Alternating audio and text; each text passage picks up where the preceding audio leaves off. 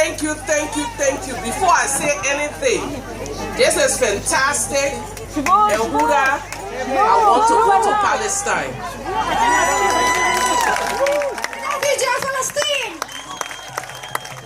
So, my sisters from Israel invited me. I'm waiting for you so that we do the same thing in Ramallah and every other place that you want. احنا الاسرائيليين داعينها، بس احنا الفلسطينيين كمان رح ندعيها عشان تيجي على رام الله والخليل وجنين وكل فلسطين. It is really great to be here. It's been 1 year in the making. But it's also been 8 years since I was last in Israel.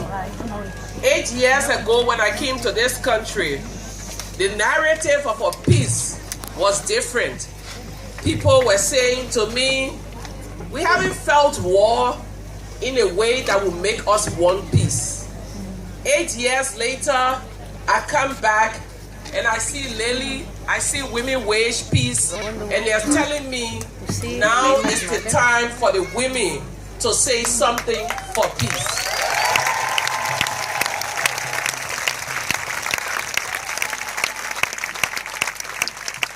Many people have asked me, what is this going to achieve? If you've done this march today and you don't have hope, and you don't see hope, and you don't see peace, then you're blind.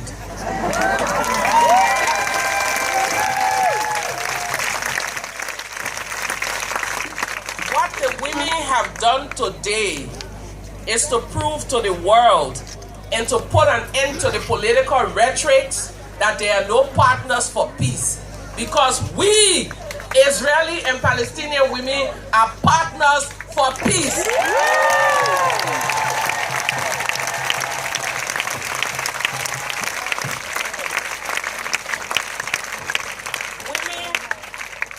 Women of both countries should reject the narrative that war is your future.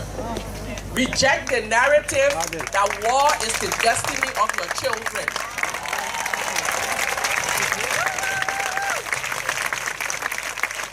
Reject the narrative that we've been at this for so long and there is no way we can find a peaceful agreement. It is a lie. Reject it and work for peace.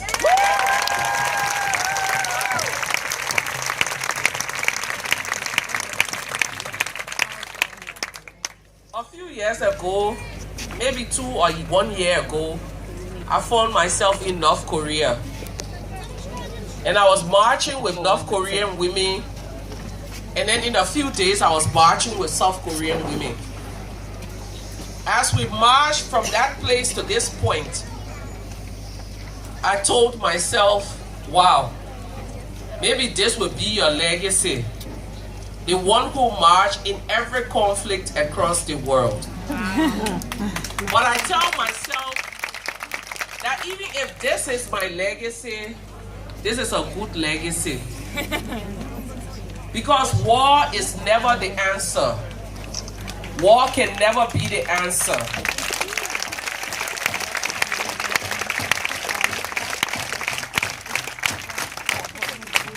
Over 100 years ago, when there was World War I, a group of women decided they were going to meet in The Hague to bring peace. The uniqueness of those women's work was that one group of them were from countries that had intense war. Another group were from countries that had no war. The group who came from countries that had no war said it was their conscience that brought them to The Hague. The conscience of being nurses on the ward and seeing dying soldiers asked them, can't the women do something for peace? So even though we did not have a political reason to be in The Hague, but we came to The Hague because our consciences will not permit us to sleep. Because where there is injustice one place, there is injustice everywhere.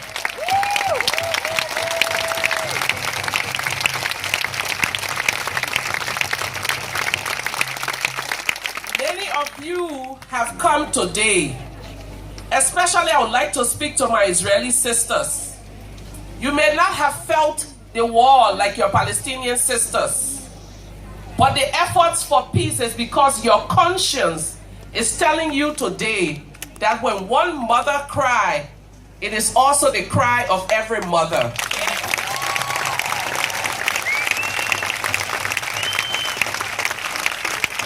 I made this journey because you made me to believe that if one mother is hungry, it is your hunger also. And when I came the first day, I said to you, when we started our work in Liberia, I got an email from someone who said, the women are the hope. And I sat down in my house and asked myself, wow, hope for a nation. That is a huge responsibility. No one told you, Israeli women, you decided for yourselves that this is a march for hope. I will say what I said to you the other day. Are you serious about hope? Yeah. Are you serious about being the future of peace in your region? Yeah. Because you have to get prepared. After this, it will be the tough times to say, this is our position, this is what we want. And I know we all say we want peace, we want justice, we want the respect of the rights of every human being. You can't stop now. Stopping is never an option for you. You should never stop, because until this region has peace, even if you're sleeping in your comfortable bed, you are in war. There is no way that anyone from Israel can say, I am at peace. It doesn't touch me. Because psychologically, regardless of where you find yourself, you still imagine something could happen to me or to my children. No one should live that way. To my Palestinian sisters, I want to congratulate you also. And I congratulate my Israeli sisters for making the journey and coming regardless of everything that has happened. You are proving to the world, and the Israeli women are proving to the world, that we are going to build peace regardless of what our political leaders say.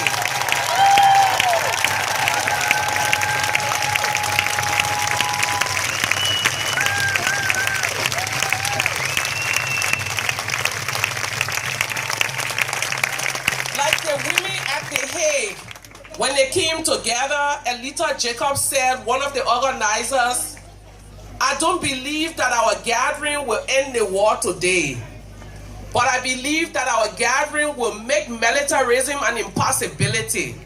And I do believe today, as we stand in this place that honors, respect, equality, and justice, this space that everyone can come not needing a pass, this space that everyone can come and become equal, this space that represents hope and life for both Israeli and Palestinian people. I believe that the word from the women to the rest of the world is that we may not end the Israeli-Palestinian conflict, but what we're doing in this space today is telling the rest of the world that we're making it impossible for militarism to continue in this region.